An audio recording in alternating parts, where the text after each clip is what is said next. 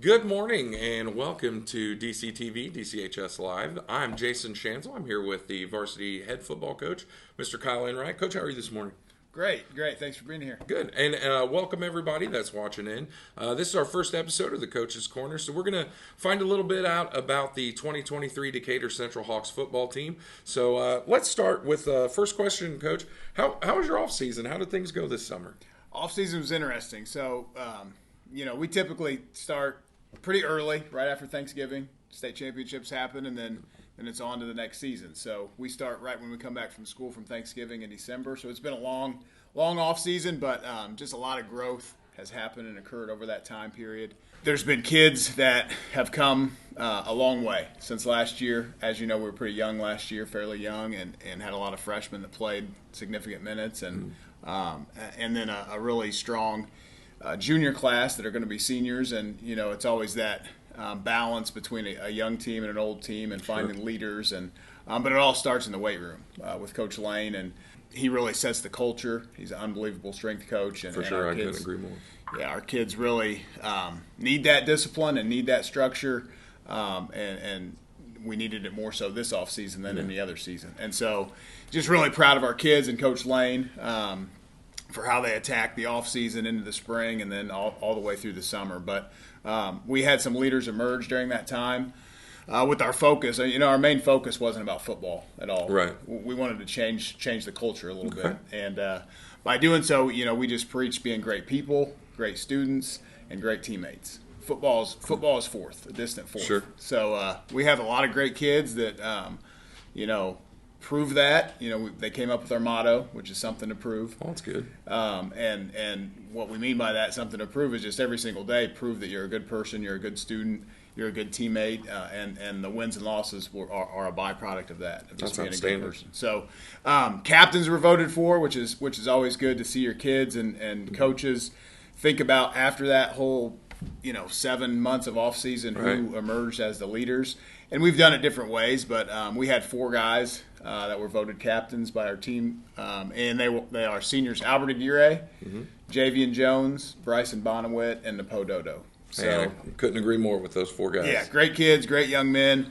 A lot of other guys were voted for as well, so we'll have a leadership council of 12 guys, including even some sophomores on that, and Alex Serber, and some guys who have done, just a great job. So great off season, but we're ready for the real thing. That's awesome. Well, you touched on Coach Lane. What are the other men? I know our boys don't get better on their own. That's just not how it works. So who are the other guys that with you as a group are coaching these guys up? Yeah, so I'm blessed to have unbelievable coaching staff. Like these guys, we have 100 players on the team, and each position group has their own coach of about 12 or 15 guys that each coach is responsible for, and these guys are just, they bleed blue and gold. We got a few guys back that, as you know, were here in the 2018 state run. Jeremy Griffith, just a long time Decatur guy, and he's back coaching linebackers with Cam Evans, who played for him. That's awesome. Coach Sherritt, Dennis Sherritt's back on the offensive line, so it's great to have him back. Coach Lyde's back at quarterback coach. So bringing the band back together for another run, hopefully. And but they're just great for our kids. I mean, they were in their shoes. That they want nothing more than to have those guys be successful in the township, and just like they were.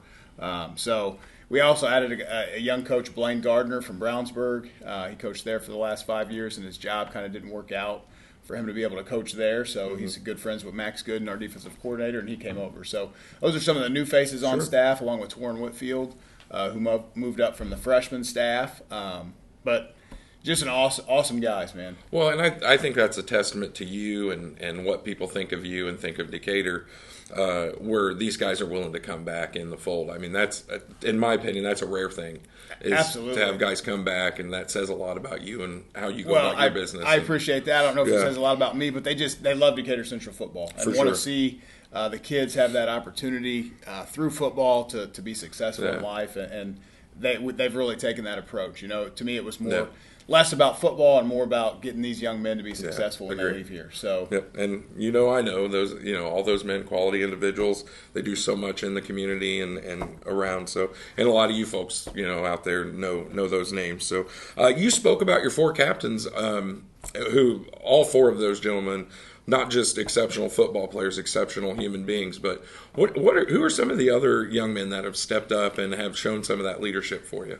So we have quite a few seniors that have done a great job. I'll start with MJ Campbell, coming back from an all-state caliber season.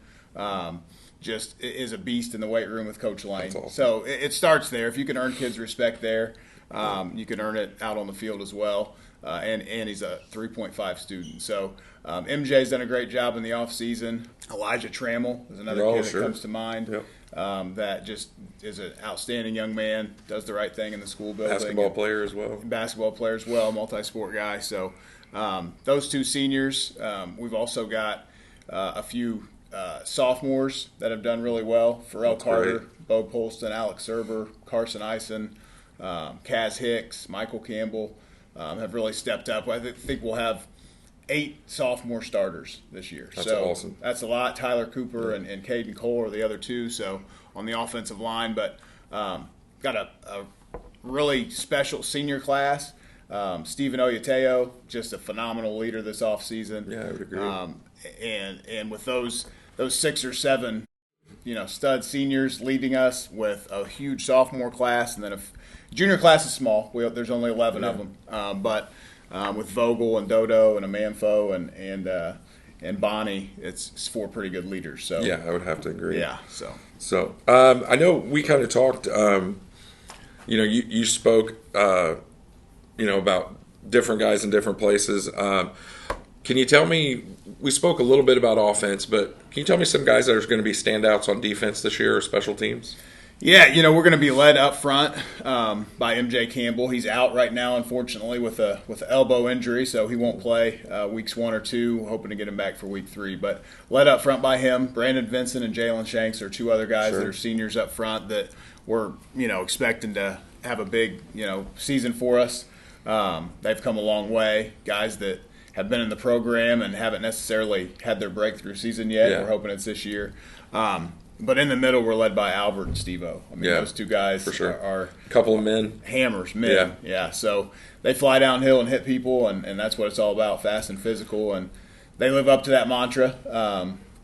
On the outside, 2 young guys, along with some veterans that are going to rotate for them. But Kaz Hicks and Rel Carter will be the corners. And then a guy that's just had a tremendous offseason. Really, not that he wasn't good before, but he's just come a long way. Really proud of him. But Braden LaFollette will start at safety for us and also play some receiver and our punt returner. But he's made just a big progression in the weight room and the classroom. So couldn't be more proud of him. But Braden LaFollette and Elijah Trammell will start at safeties.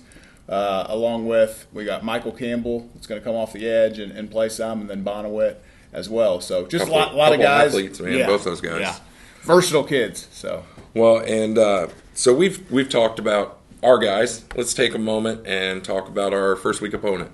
What do you see about Columbus North? What do you what stands out to you watching them on film? Well, I think the first thing that you've got to realize is that we're going to take a young team for their first road trip, over an hour drive right after school on a Friday. So, that's the first challenge, is just the transition, the focus of playing a road game for the first time under the lights. Not in your home stadium. Mm-hmm. So we'll navigate through that. But then on film, this is the second year for their head coach, Coach Haston, and he does a good job, especially on offense. He's an offensive guy. They're going to start a young quarterback, but just read an article today that the kid went to semi-state last year in wrestling, almost made the state. So as a 140-pound freshman, he's now a 160-pound sophomore. So he's not going to be scared of the Friday night lights, even though it's his first start. But we've got to get after him and make him feel the pressure. They've got a big offensive line, 6A school. They've got some big kids. So they've got a big offensive line, good running back, but they're young at receiver and quarterback. So that's offensively. Defensively, last year they were huge up front. They lost some of those guys, but they've got a couple linebackers back, and I feel like, they're going to be sound. They're going to keep everything in front of them, make us drive the football to try to beat them. So we got to be patient and get first downs and be happy with 4 and 5 yards until maybe we can break one later in the game. So well, and the other flip of the coin is you're playing at Columbus as opposed to our home stadium here, so they'll get a little bit of that home field advantage. But if you missed it last year's game between Columbus North was phenomenal. It was a great win for us, I thought. Set the tone for the season, and it kind of showed things to come. So hopefully we can go down there and continue that trend and come away with a W on the road. That's a huge thing. I think one of the big things is Javian was lost for the season in that game. I agree. Albert went out the week before Columbus North with an injury that took him out for the season. So I don't think people understand the stress and mental strain on guys who are trying to come back after a season-ending injury. It's very difficult. So really proud of Javian and Albert, and just excited for them to finally put pads on in a meaningful game under the Friday Night Lights. I mean, it's so special to do that and to miss that all last year. I can't wait for those two guys to get out and perform. Yeah, I couldn't agree more. Those guys both, huge leadership that's not out there on the field. It's almost like inserting another coach out there. I know that sounds odd, but that's really what it is. Those guys, both leaders, both super important. Yeah, and just for their sake of college recruiting. Yeah, for sure. They missed their whole junior year and didn't get any tape to send out to colleges, and it's hard, and it's December and January, and football season's over, and now you've still got 6 months of recovery left on your knee, and you can't walk, and you're on crutches, 100%, away from people. So really I'm proud sure of that them. weighs on their mind. Yeah, really proud of those guys for getting back and for sure being leaders for us. Well, Coach, thank you so much for your time. I mean, this has been really great talking to you, getting to know the team, guys. I implore you to go down to Columbus on Friday night, Columbus North. It's right off the highway. You can't miss it. Or the home opener the following week. Or next week against New Palestine here, 7 o'clock next Friday. Yep. Let's get some kids on the show next week. And I think so. Talk. Yeah. Awesome. Well, thanks for doing this. Hey, my pleasure. Good luck to you, and hopefully we come home with a win, and everybody comes home healthy. Yes, sir. Those are the two big things. Go Hawks.